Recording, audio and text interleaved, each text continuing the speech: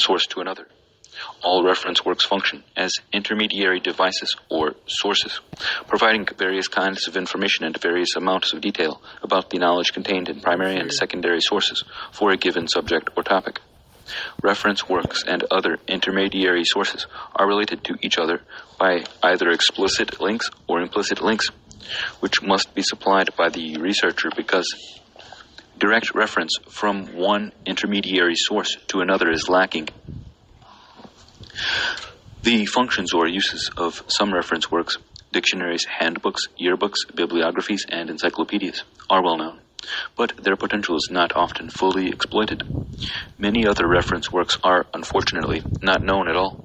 The phrase multiple functions is intended to suggest that most reference works have several uses and several different kinds of information, often implied, neither in their titles nor, more significantly, by their traditional functions. Thus, while dictionaries are generally considered only as sources of definitions, Gould, Holtkrantz, Mitchell, Keller, and McGraw-Hill Dictionary of Modern Economics, to name a few examples, contain both definitions and bibliographical citations. Similarly, while handbooks are commonly thought to contain only factual data,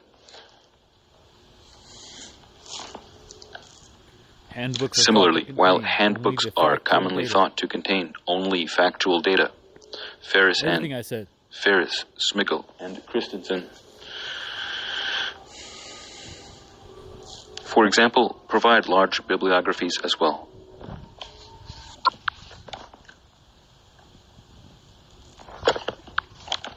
Likewise, scholarly journals are not merely sources of articles, book reviews, and notices. Many, such as the Middle East Journal, Social Science Information, and the Journal of Economic Literature, regularly contain bibliographies.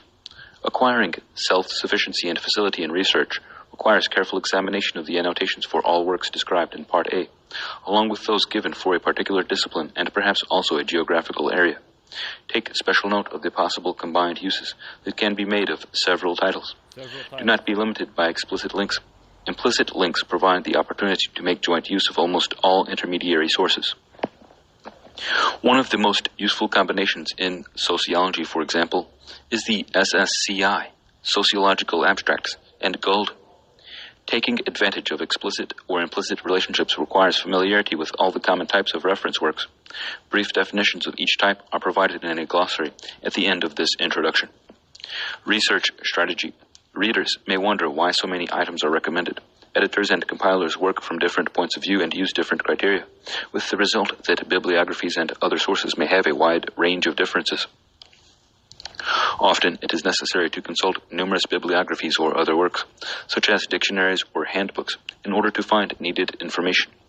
Of course, not every title is owned by all academic libraries. Research strategy is determined by the forms of publications and the comprehensiveness of the literature in a particular field. The essential ideas to keep in mind are that disciplines in the social sciences are closely interrelated. The essential ideas to keep in mind are that disciplines in the social sciences are closely interrelated, and that area studies consist largely of particular aspects of studies in various disciplines. Further, there is currently a powerful stimulus for area studies to be interdisciplinary, a factor which makes more important the use of many different sources of information. For example, students should recognize and appreciate the implicit link between the sentence in an article in the International Encyclopedia of the Social Sciences, which analyzes and compares anthropological and sociological phenomena in Africa, and a large body of published articles and books listed in the bibliographies of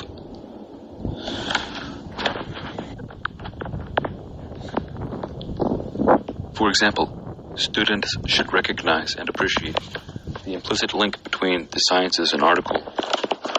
For example, students should recognize and appreciate the implicit link between the sentence in an article in the International Encyclopedia of the Social Sciences, which analyzes and compares anthropological and sociological phenomena in Africa, and a large body of published articles and books listed in the bibliographies in Section 2 of the African Studies part. The following graphic representation of research strategy illustrates the principles outlined above.